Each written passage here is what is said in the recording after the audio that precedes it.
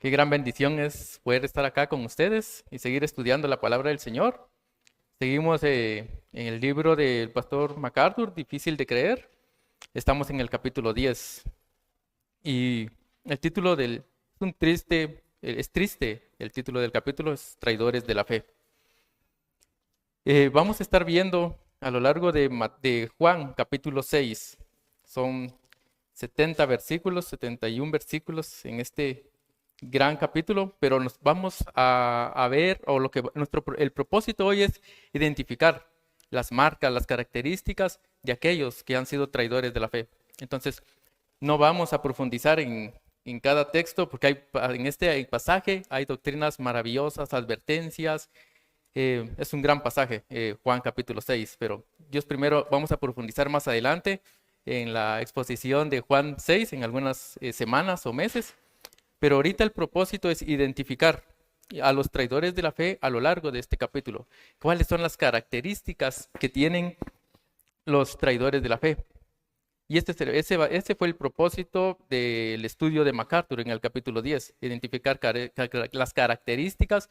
Vamos a ver también cómo Jesús respondió a los traidores de la fe, aquellos que lo abandonaron. ¿Cuáles son esas cosas que ellos buscaban? Estos traidores de la fe estaban buscando, o desertores, como en el capítulo lo desarrolla, que es el significado de ser traidores. Entonces, este sería el plan, hermanos, buscar las características, ver cómo Jesús respondió a los que eran traidores de la fe y cómo nosotros podemos aprender del ejemplo de Jesús al tener momentos cuando enfrentamos traidores o vemos traidores de la fe. Cómo no cambiamos el mensaje a pesar de que vemos que algunos están desertando por lo difícil que es el mensaje y seguir ese gran ejemplo que es Jesús, que cómo nos dio ese ejemplo a lo largo de todo este capítulo. Y no vamos a leer todo el capítulo, pero vamos a ver algunos principios. Para entender el contexto de Juan capítulo 6, recordamos que es el milagro que es registrado en los 4 evangelios, la alimentación de los 5,000, uno de los milagros más grandes que Jesús hizo en cuestión de cantidad, alimentar a 5,000 personas que se estima que solo se contaban varones, por lo tanto que podríamos decir que yo pude haber llegado a 20,000, 25,000 personas alimentadas en ese momento. Entonces, en nuestro bosquejo tenemos la multitud con hambre y sed temporal, los deseos insatisfechos de esa multitud y el pan que da vida eterna. Entonces, es triste ver cómo la multitud se acercaba a Jesús por simplemente deseos temporales. Y vamos a entrar a la primera pregunta. Y hermano Lee, si nos podría leer la primera pregunta.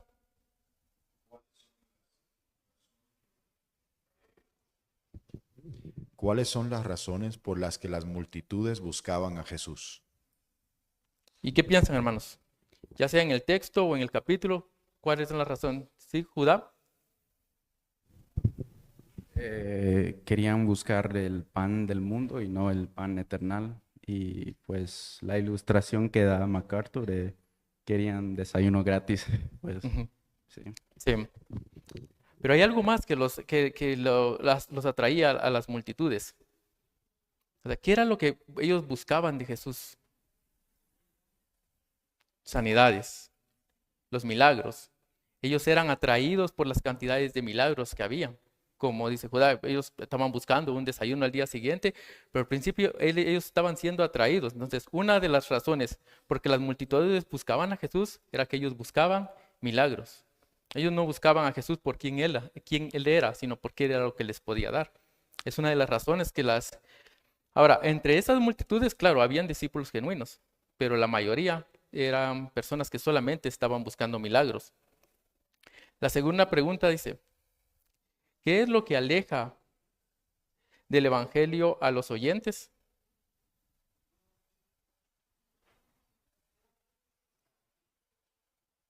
¿Qué piensan, hermanos? ¿Qué es lo que aleja a las personas, qué es lo que los aleja del Evangelio a los oyentes, aquellos que están buscando a Jesús? ¿Qué es lo que los aleja del Evangelio? Hermano Marvin.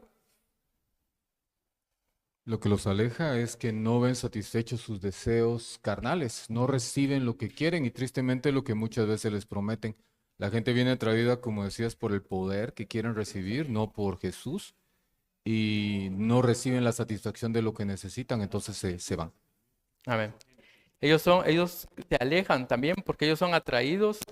Ellos en primer lugar buscan cosas que ellos no debieron haber buscado. Son atraídos por cosas que ellos no debió atraerles. Podemos ver grandes ejemplos en las iglesias de la prosperidad.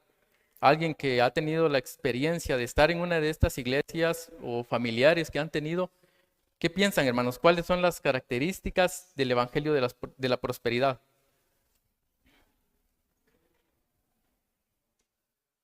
¿Qué les ofrecen ellos? Salud, dinero, satisfacer todas las necesidades temporales. Y eso atrae, eso atrae. Si hoy acá afuera ponemos un anuncio que se va a estar curando toda enfermedad terminal, va a haber una gran fila de personas allá afuera que están buscando satisfacer sus deseos terrenales y temporales. Y no digo que no es, que no es malo, perdón, que no estoy diciendo que soy insensible a las personas que tendrán alguna enfermedad terminal, pero eso es pero Jesús no estaba ofreciendo eso. Entonces, las personas se alejan porque llegan por diferentes medios, por medios que Jesús no está ofreciendo. O sea, Él ofrecía vida eterna. Ellos se acercaban por sus deseos temporales.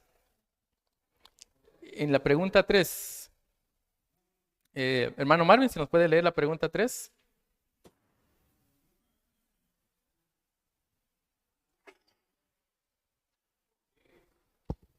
¿Por qué algunos que se acercan a Jesús y a la palabra de Dios son seguidores solo temporales? ¿Y qué piensan, hermanos? Está bien conectado a la pregunta 2.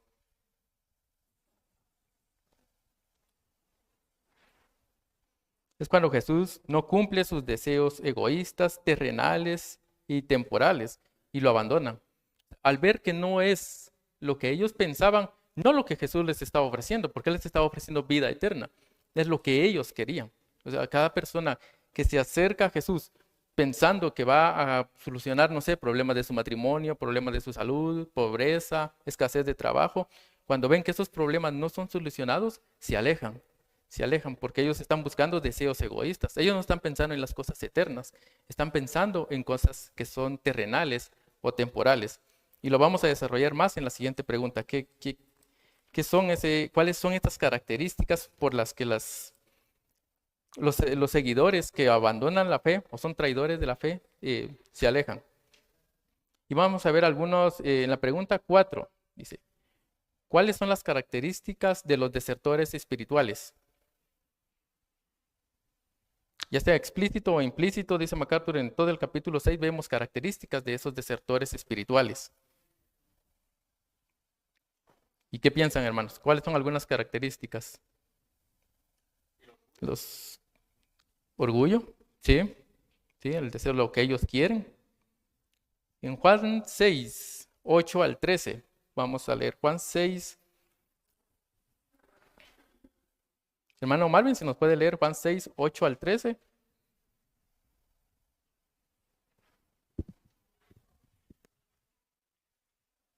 En Juan capítulo 6, versos 8 al 13 nos dice, uno de sus discípulos, Andrés, hermano de Simón Pedro, le dijo, aquí está un muchacho que tiene 5 panes de cebada y 2 pececillos, mas ¿qué es esto para tantos? Entonces Jesús dijo, hacer recostar la gente, y había mucha hierba en aquel lugar, y se recostaron como en número de 5,000 varones. Y tomó Jesús aquellos panes, y habiendo dado gracia, los repartió entre los discípulos, y los discípulos entre los que estaban recostados, asimismo de los peces cuantos querían. Y cuando se hubieron saciado, dijo a los discípulos, recoged los pedazos que sobraron para que no se pierda nada. Recogieron pues y llenaron 12 cestas de pedazos que de los 5 panes de cebada sobraron a los que habían comido. Amén, amén. Entonces aquí estamos viendo el gran milagro que Jesús hace. Y la pregunta es, ¿cuáles son las características de los desertores espirituales? Y ellos acaban de ver el milagro, el gran milagro de que Jesús ha multiplicado los panes. No fue un milagro extraordinario en el sentido de ver caer pan llover del cielo, o que los peces, como dice MacArthur, salían del mar y caían en las cestas. O sea, no fue así, era simplemente que se multiplicaban las cestas que se iban pasando. Ellos lo están viendo.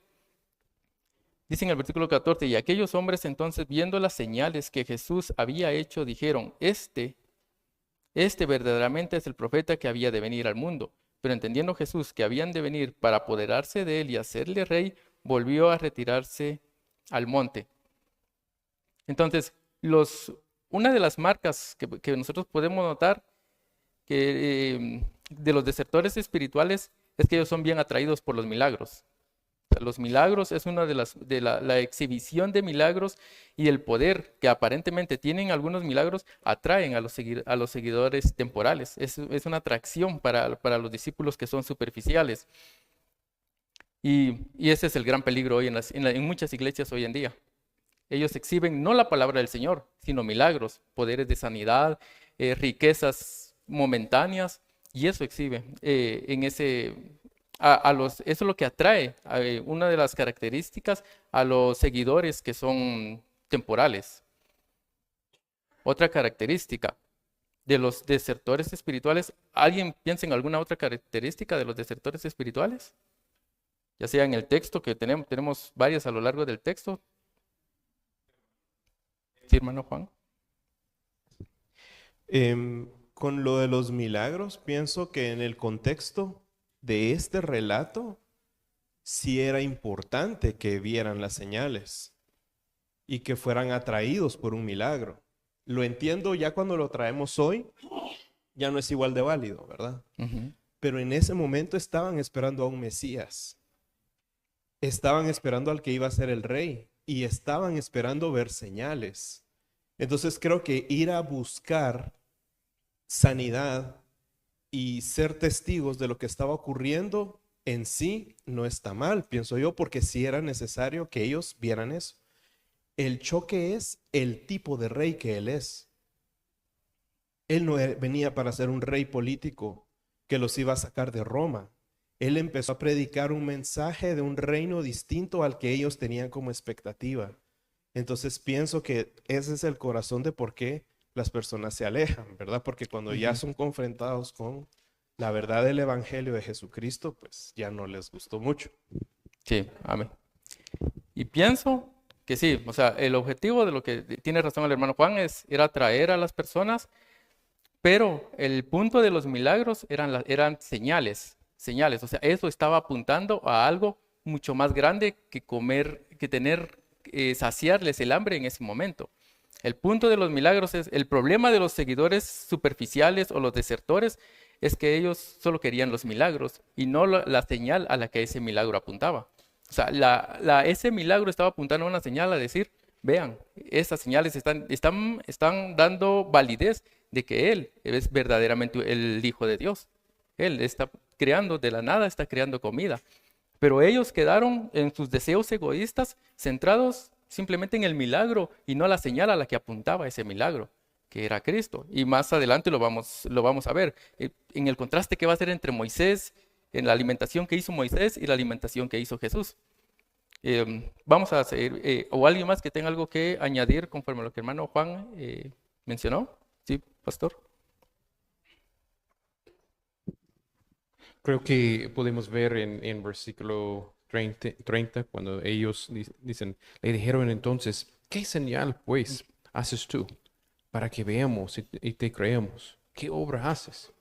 Nuestros padres comieron el maná en el desierto, como está escrito, pan del cielo les dio a comer. Y Jesús les dijo, de cierto os digo, nos dio Moisés el pan del cielo, mas mi Padre os da el verdadero pan del cielo. Porque el pan de Dios es aquel que descendió del cielo y da vida al mundo. Pues podemos ver que sí tienes razón que el punto de Juan es como darnos señales de Jesús, pero ellos permitieron eso también. No es solamente su entendimiento de quién es Dios, pero también su petición, y podemos ver eso en varios tiempos en Juan, que cuando la gente pidieron más señales, están rechazando que Cristo ha dado. Y en esa manera muestra que sí es malo cuando alguien busca un señal aparte que Dios ha dado. En ese caso revela que ellos quieren no dador o creador, pero quiere algo de él. Pues es como mezclado. Es mezclado. Sí, tener un señal es bueno, pero ellos pervirtieron el propósito de señales. Amén. Sí, hermana Lisbeth. Sí, cabal, yo creo que como dice el pastor, el Señor primero él sabía el corazón de cada uno de los que estaba ahí, y después al día siguiente otra vez estaban ahí buscándolos, y ahí el pasaje donde el Señor le dice, ustedes están aquí porque les di de comer. Entonces él sabía que ellos estaban, o sea, ahí es donde creo que sí es eso de que la gente se deja llevar por las señales, y por supuesto todo lo que el Señor hizo aquí eran señales que apuntaban a quién era Él, pero la gente no lo veía de esa manera. Entonces al día siguiente otra vez estaban ahí porque querían comida, no querían ver al Señor, sino que ellos querían el beneficio. Y yo creo que lo que los ahuyenta mucho aún hoy en día también es el precio. O sea, cuando la gente se da cuenta de que hay un precio, mejor se retira, Sí, ¿verdad? amén. Y eso lo vamos a ver más adelante en el mismo pasaje. Sí. ¿Alguien más? Hermana Gaby. Sí, tanto aquí como en los generales, en general los que desertan tienen un descontento, una insatisfacción porque están poniendo sus ojos en las cosas terrenales continuamente, ¿verdad? Están, sí quiero estar en la iglesia, pero ¿qué me va a dar? ¿Qué voy a obtener? ¿Qué me atrae de ir ahí? ¿Verdad? Se enfocan en cómo cantan, cómo dicen, cómo se viste la gente, ¿verdad? Entonces llega a ese punto de que verdaderamente hay un descontento, ¿verdad? Porque están enfocándose en las cosas carnales, terrenales, no están queriendo ser saciados de la palabra de Dios, de la verdad de Dios. Amén. Y recuerdan, el pastor MacArthur empieza el libro con una historia diciendo que él habló con un pastor de una iglesia de estas que son atraídas por milagros, y él le dijo, pero si esta persona llega a tu iglesia y tienen un pecado público, un pecado abierto, lo vas a confrontar con su pecado. Y él, le sorprendió la respuesta al pastor MacArthur porque él le dijo, no, vamos a esperar un tiempo. Primero lo que queremos es que se sienta bien en la iglesia. O sea, lo vamos a traer y que él se sienta. ¿Y cuánto tiempo va a pasar antes de confrontarlo con su pecado? Bueno, puede pasar 1 año, 2 años. Digo, no, vamos a tener paciencia con el pecado. A lo que MacArthur dijo que era una locura, pensar que él se sienta bien en lugar de confrontar su pecado. Y ese es el peligro con los milagros. Atraen a multitudes y a multitudes, pero cuando son confrontadas con su pecado, ellos rechazan el evangelio. Pues es lo mismo que vemos acá en Juan 6. Cuando ellos confrontados, cuando pone el precio de comer la sangre, de comer la carne y beber la sangre, ellos rechazaron a Jesús. ¿Algún otro hermano que tenga? Hermano Marvin. Algo que me gustó que estaba leyendo en el libro es cuando llegan al verso 28. Ellos le dicen, ¿qué debemos hacer para poner en práctica las obras de Dios? Y cuando uno lo lee puede sonar muy noble, pero realmente explica MacArthur que lo que le estaban diciendo es, si no nos vas a dar el desayuno, enséñanos a hacer el milagro para que nosotros produzcamos el desayuno. Y ese es el problema cuando lo que le ofrecen a la gente es poder. Y conversábamos con mi esposa que incluso las canciones que se cantan en algunas iglesias van enfocadas a recibir poder y a tener poder.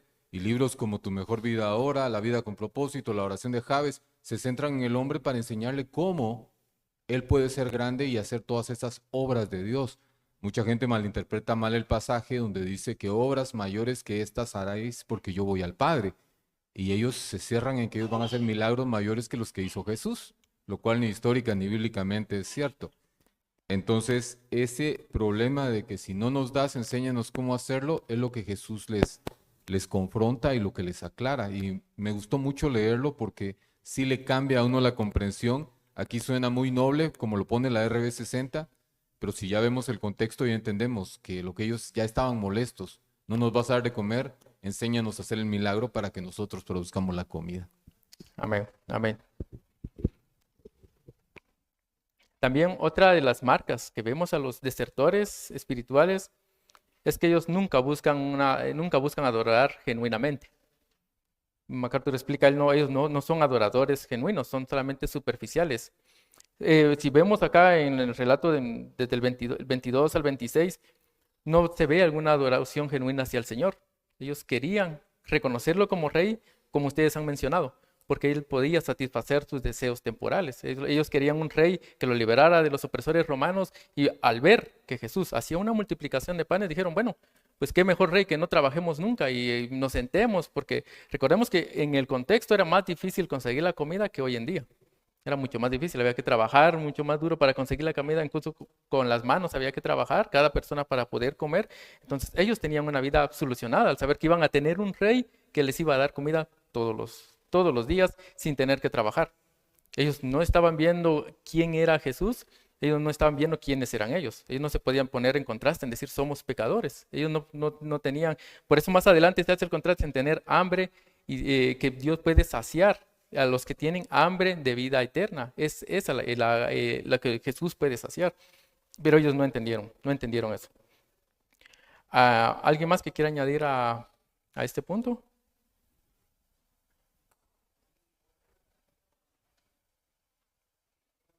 Y sí, en el 28, Juan 28, como el hermano Marvin explicaba, ellos querían tener poder. Cuando dice, entonces le dijeron lo que citó el hermano Marvin, entonces le dijeron, o sea, los que estaban oyendo le dijeron, ¿qué debemos hacer para poner en práctica las obras de Dios? O sea, ellos no estaban diciendo qué debemos hacer para ser hombres justos. No, ellos no estaban buscando eso, como el hermano Marvin explicó. ¿Qué era lo que ellos estaban buscando? Es tener el poder. ¿Recuerdan? MacArthur hace el contraste con Simón el Mago.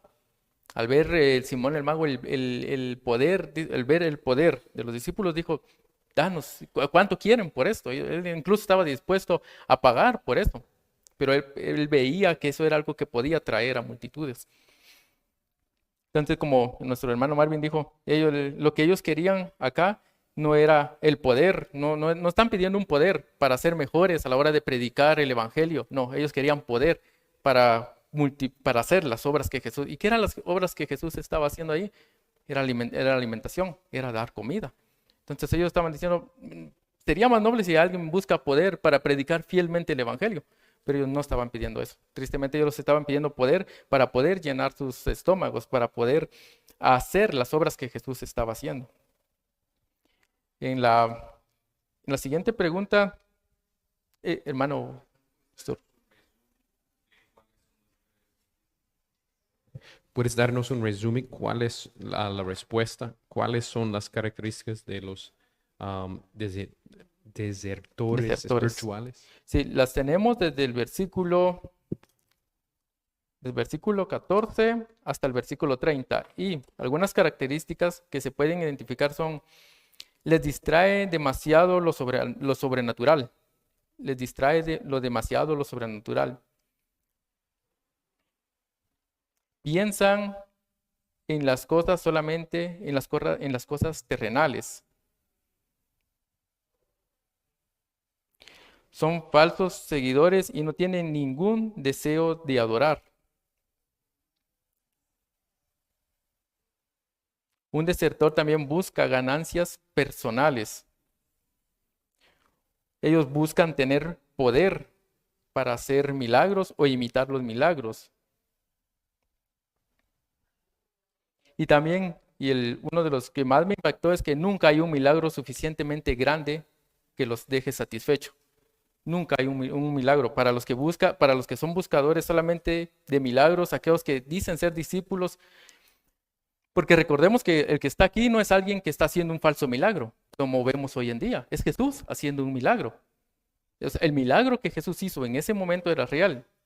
Y voy a dedicar unos minutos a ese punto, de que no hay un milagro lo suficientemente grande para dejarlos satisfechos. En lo que el hermano Marvin creo que era el que mencionaba esto, en Juan 30, dice, le dijeron entonces, ¿qué señal pues haces para que veamos y creamos qué obra haces? Y Jesús no había hecho ningún milagro. Para ponerlos en contexto, ellos están en la mañana siguiente, están en el día siguiente de que Jesús ha alimentado a los 5,000. Entonces, ellos estaban, como dijo Judá, ellos estaban buscando un desayuno. Jesús acababa de alimentar de la nada, aproximadamente 20,000 personas, Y ellos preguntan, ahora, ¿qué obra haces para que te creamos? ¿Te imaginas lo irónico de esa pregunta? En decir, por eso decía, una de las características de ellos es que nunca hay algo, un milagro lo suficientemente grande. Ellos siempre van a buscar y a buscar más. En el versículo 31 dicen, nuestros padres comieron del maná en el desierto, como está escrito, pan del cielo les dio a comer. Ahora, ¿qué quiso? O sea, y como dice MacArthur, el que hizo esta pregunta fue bien inteligente. Fue bien inteligente. En decir, bueno, solo hiciste una noche, alimentaste a ¿qué? Como 20,000 personas en una noche. Entonces, eso no es suficientemente grande. Esa es la idea de la pregunta. Y ahora viene, nuestros padres comieron en el desierto. Dice, ¿cuál es el contraste con la idea que tiene aquí el que está argumentando esto de la multitud? Dice, nuestros padres, o sea, el milagro que estás haciendo no es nada en comparación de lo que hizo Moisés. Moisés que alimentó millones de personas durante muchos años. Pero como dice MacArthur, pero Jesús es mucho más sabio que cualquier otra persona en sus respuestas. Y él les dice, de cierto os digo, no os dio Moisés el pan del cielo, mas mi Padre os da el verdadero pan del cielo, porque el pan de Dios es aquel que descendió del cielo y da vida al mundo. Ahora Jesús les está diciendo, bueno, lo que ustedes hicieron fue comer un pan con el que iban a morir. De todas maneras, toda esa generación, recordemos, fue una generación completa la que quedó postrada en el desierto. Entonces dice, no les dio Moisés el pan del cielo, porque Moisés lo único que hacía, ¿qué era lo que hacía Moisés? Era administrar la recogida de ese pan. Entonces dice, no fue Moisés el que les dio el pan del cielo, sino que versículo 31, porque el pan de Dios es aquel que descendió del cielo y da vida al mundo. Y le dijeron, y aquí viene otra vez ellos, y le dijeron, Señor, danos siempre de este pan. Ahora ellos dijeron, bueno, si este pan es increíble, entonces va a ser un pan que no vamos a tener hambre, danos siempre de ese pan. Y aquí es donde el asunto ya se empieza a complicar para la multitud que está oyendo. Le dijo, yo soy el pan de vida, el que a mí viene nunca tendrá hambre, y el que en mí cree no tendrá sed jamás. ¿Se imaginan qué pan ellos? O sea, pero ellos todavía no podían conectar la idea de lo que Jesús les estaba enseñando. Ellos seguían pensando, por ser personas que no iban a creer, porque Jesús sabía quiénes eran los que no iban a creer, ellos seguían pensando en el pan de esta tierra, en pan que iba a ser solamente temporal. No sé si alguien quiere añadir un comentario a como dijo MacArthur, esta astuta pregunta que le hacen acá, argumentación que ellos hicieron.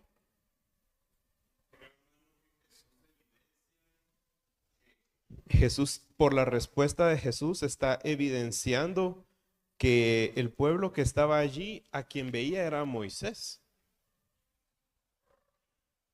¿Verdad? Porque ellos no mencionan a Moisés en la pregunta, pero Jesús les hace ver en la respuesta que sí, ellos están viendo a Moisés. Pero detrás de Moisés es Dios quien les dio ese pan, ¿verdad? Entonces creo que sí, ellos tienen la mirada puesta en el hombre y en aspectos muy terrenales, ¿verdad? Porque no fue explícita su pregunta, ellos no mencionaron a Moisés, pero Jesús sí les dejó claro que ellos, es que no fue Moisés, les dijo, ¿verdad? Sí, amén. Gracias, hermano. ¿Alguien más?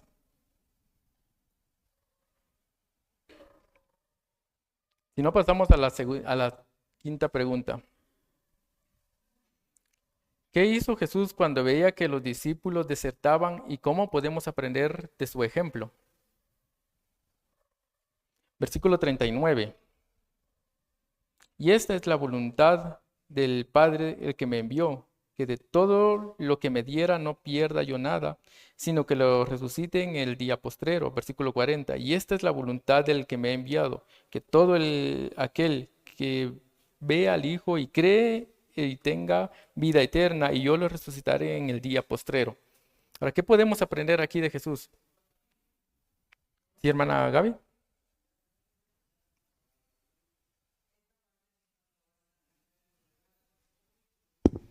Esta parte me impactó bastante porque nos muestra la humanidad de Jesucristo, en que Él estaba siendo rechazado como el Dios encarnado, y al decirles este texto bíblico, el Señor está dependiendo completamente del Padre, de su soberanía. Y me ayudaba a recordar los tiempos cuando evangelizamos, cuando llevamos la palabra de Dios y queremos ver que alguien venga a la iglesia y no vienen. Y yo decía, ese es el ejemplo de Jesús. Ese es el ejemplo que yo Amén. debo de seguir, que cuando yo no veo que alguien viene, el Señor es soberano. Él va a salvar a los que Él va a salvar. Pero aún más Jesucristo siendo Dios delante de ellos. Y me impactó bastante porque habla de su humanidad. Él se entristeció, ¿verdad? Porque ellos lo estaban rechazando a Él, el pan de vida. Y el Señor vuelve y confía en el Padre. El Padre, los que Él tiene para mí, Él me los va a dar. Amén. Eso fue impactante. Amén. Eso es, la respuesta resume es la confianza que debemos de tener en el Señor. Y no solamente cuando evangelizamos, sino también cuando pasamos un proceso triste de disciplina aquí en la iglesia. ¿Y cómo respondemos a eso? Podemos responder, hay varias formas en las que podemos responder de una manera mala, con mucha tristeza, con amargura, con decepción. Pero el Señor aquí nos anima a responder en confiar en el plan del Señor, en que de nuestro lado hacemos lo que sabemos que debemos de hacer por las instrucciones que el Señor nos ha dejado en su palabra y lo demás se lo dejamos al Señor. Porque trae tristeza, hermanos, trae dolor ver a aquellos que hemos pasado tiempo, que considerábamos hermanos, que, no sé, tuvimos compañerismos, tiempo con ellos y al final terminan apostatando de la fe. Son traidores de la fe por diferentes razones, ya sea, razones me refiero a diferentes pecados. ¿Cómo lidiamos con eso? ¿Y cómo aprendemos acá del Señor? Es que sí, va a traer tristeza ver a las personas que amamos abandonar y apostatar la fe. Saber que si se mueren y ellos no se arrepienten, sus almas se van a perder eternamente. Y el dolor que trae, especialmente al liderazgo en la iglesia, de ver a aquellos que ha dedicado tiempo en formar, en discipular y ver que apostatan de la fe. Entonces debemos hacer lo que Jesús hizo.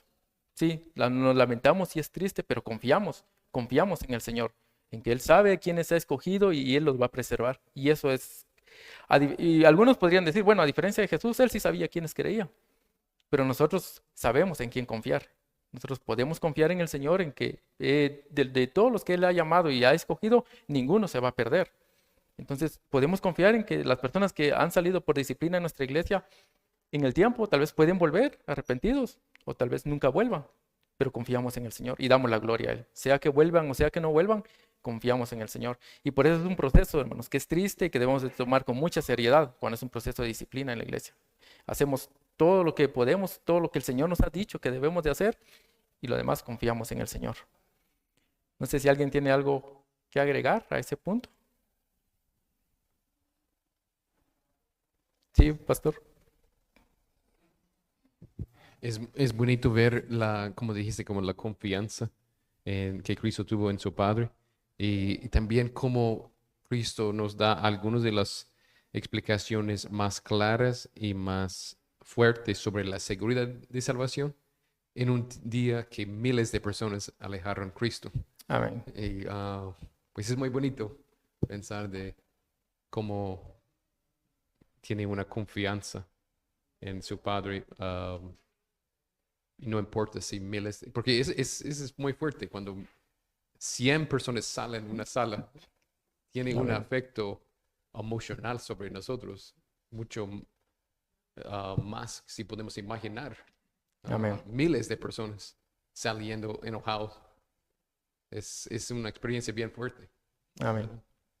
Amén. Pero qué gran consuelo que podemos confiar en el Señor. Hermana estaba levantando. Hermano Marvin. Gracias. Solo respecto a la pregunta, también me llamaba la atención que dice que Jesús, al ver que las personas desertaban, ¿qué hacía? Dice, Él no se ajustó a lo que ellos querían.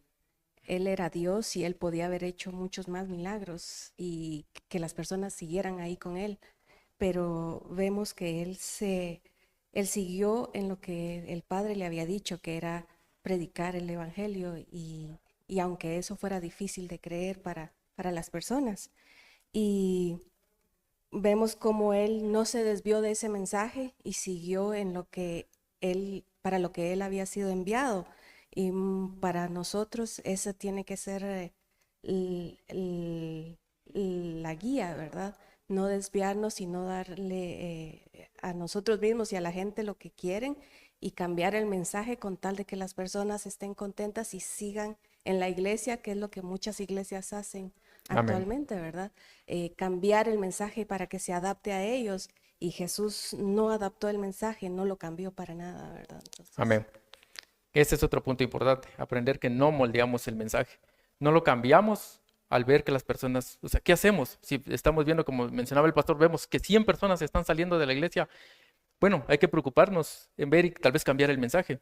Y como dijo la hermana, Jesús no hizo eso. Él no cambió el mensaje. Él pudo haber hecho mucho más milagros y mantener a la multitud ahí cerca de él. Bueno, les vamos a dar desayuno, les vamos a dar almuerzo, les vamos a dar cena, pero él no hizo eso.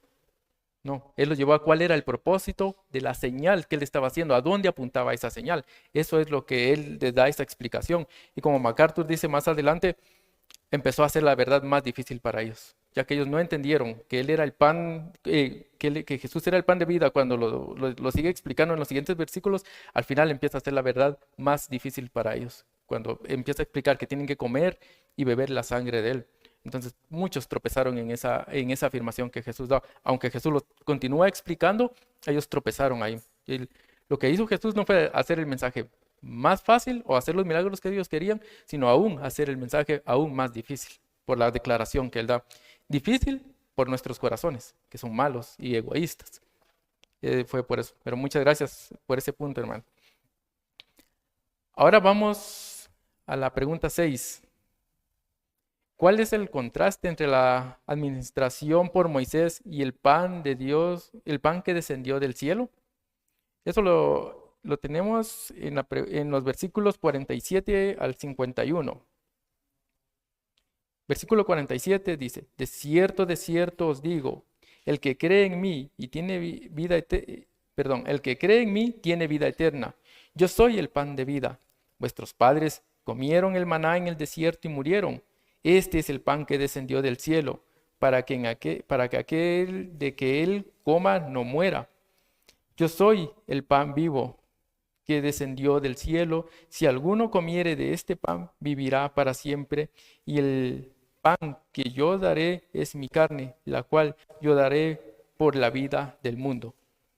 Ahora, ¿qué contraste vemos acá entre la alimentación que dio Moisés, la que administró, y el pan, y lo que estamos viendo cuando Jesús declara: yo soy el pan de vida? ¿Qué contraste estamos viendo ahí?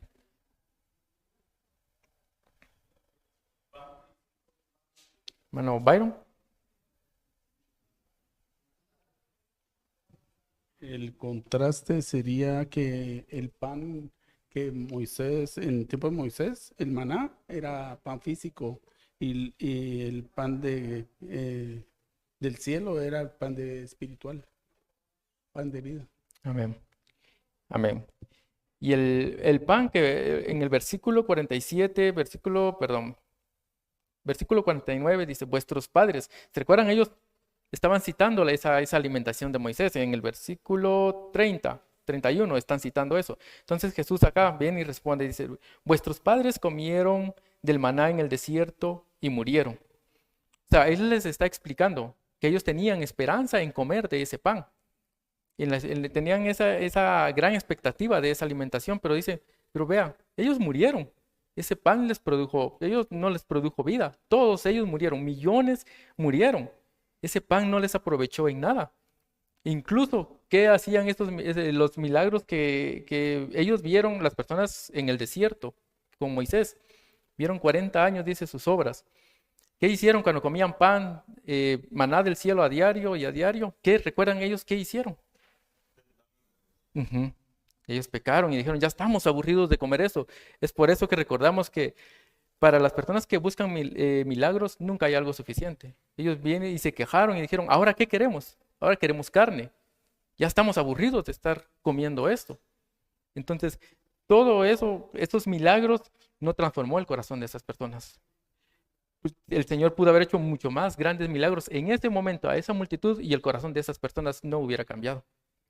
Porque aquí les está diciendo, vuestros padres, ellos comieron en el desierto, pero vean, ellos murieron. Ellos vieron milagros, maravillas vieron durante 40 años y ellos no creyeron. Pudieron ver a sus padres, a las personas estas en el desierto sin trabajar y comer todos los días. Y aún así ellos murieron, ellos no se arrepintieron. Mas dice en el versículo 50, este es el pan que descendió del cielo, para que el que él coma no muera. Yo soy el pan vivo, el que descendió del cielo. Si alguno comiere de este pan, vivirá para siempre. El pan que yo daré es mi carne, la cual yo daré por la vida del mundo. Ahora aquí viene el asunto, en la pregunta 7. ¿Cuál es el significado de comer y de beber la sangre de Jesús? Hermano Juan, solo el micrófono por los hermanos de Quesaltepec. Pienso que es nuestra unión con Él. Pienso que es que si no estamos unidos a Cristo en su muerte, no podemos estar unidos a Cristo en su vida. Y Jesús enseña más adelante de que es el Espíritu el que da vida, pero es en Cristo, en su carne. Entonces sí creo que el cristiano, por la fe, debe participar de la muerte de Cristo y verse con Cristo sepultado y verse con Cristo revivido. Entonces creo que el significado es esa unión muy íntima que hay con la carne y sangre de Jesucristo. Amén, amén. Es la unión por medio de la fe. ¿Algún otro hermano? Pastor. Creo que para apoyar que dijo Juan, si pensamos de la maná y Cristo está diciendo, ese era un símbolo, ese era un tipo y yo soy el verdadero pan. Y ahora algunas personas hacen eso con la cena, piensan que la cena es como mantener mi salvación o tiene enfoque todavía en un símbolo y no en la realidad. Y que es importante que entendamos que, como dice Juan, la realidad es Cristo y de tener fe, unión con Él. Y ese es el verdadero de comer y beber de Cristo. Amén. Es una otra expresión de fe, unión con Él. Amén. El pastor MacArthur lo resume en esta manera. Dice, ellos tenían que creer en la encarnación de Jesús, entender el concepto de su muerte sacrificial por el pecado. Ellos tenían que reconocer a Jesús que era Dios en carne humana. O sea, que Él había venido en carne humana y que iba a hacer un sacrificio. Él lo explica acá al final del versículo 51. Dice, el cual yo daré por la vida del mundo. Ellos tropezaron en entender, la multitud tropezó en entender. Ellos estaban tan cegados por saciar sus vientres que ellos tropezaron en entender lo que Jesús estaba diciendo. Vamos como lo que dijo el hermano Juan al final, en el versículo 63. Vamos a leer desde el 62, perdón. Pues qué, si vierais al Hijo del Hombre subir donde estaba primero, el Espíritu es el que da vida, la carne en nada aprovecha. Ellos estaban pensando en que tenían que comer. ¿Se recuerdan? Estaban murmurando, dice, tenemos que comer y beber la sangre. Ellos estaban pensando literalmente que ellos tenían que comer a Jesús y beber su propia sangre. Ese fue el entendimiento de ellos a lo que Jesús había dicho. Y Jesús explica, dice, el Espíritu es el que da vida. Le está explicando, la carne en nada aprovecha. Las palabras, dice, que yo os he dicho son espíritu y son vida. Ellos no las podían entender porque ellos lo que buscaban era saciar sus propios vientres. Pero encontramos un gran consuelo en aquellos pocos que creyeron, que vieron que sí, esa señal apuntaba a Jesús. Ver esa alimentación, ver como explicó el pastor que el maná que ellos comieron en el desierto apuntaba a una realidad mucho más grande, que era el pan de vida. Y hay gran consuelo en entender eso, en que había ese poco, y obviamente también fue un consuelo para Jesús saber que habían unos pocos que creyeron. ¿Y quiénes fueron? ¿En dónde encontramos esa declaración? Es 68, vamos a leer los versículos 68 y 69. Perdón, vamos a leer desde el 66. Dice, viene lo más triste. Desde entonces, muchos de sus discípulos volvieron atrás y ya no andaban con él.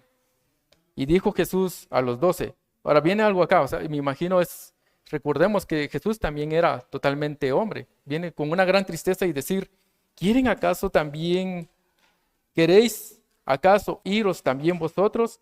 Y le respondió Simón Pedro, Señor, aquí vino alguien que entendió el mensaje. ¿A quién iremos si solo tú tienes palabras de vida eterna? Hubo un grupo pequeño que logró entender lo que Jesús decía. Y encontramos consuelo y ánimo cuando enseñamos, evangelizamos. Es que va a haber un grupo pequeño que van a entender, que van a escuchar el mensaje del evangelio como lo hizo acá. ¿A quién más iremos? Dice, si solo tú tienes palabras de vida. Y ese debe ser el ánimo para nosotros. Seguir el ejemplo que es Jesús, no cambiamos el mensaje, hermanos. Por difícil que sea para algunas personas escucharlo, no cambiamos el mensaje. No atraemos a las personas por medios carnales, porque si los atraemos por medios carnales, hay que mantenerlos por medios carnales. No, tenemos que ser fieles y recordarles que solo Jesús tiene palabras de vida eterna.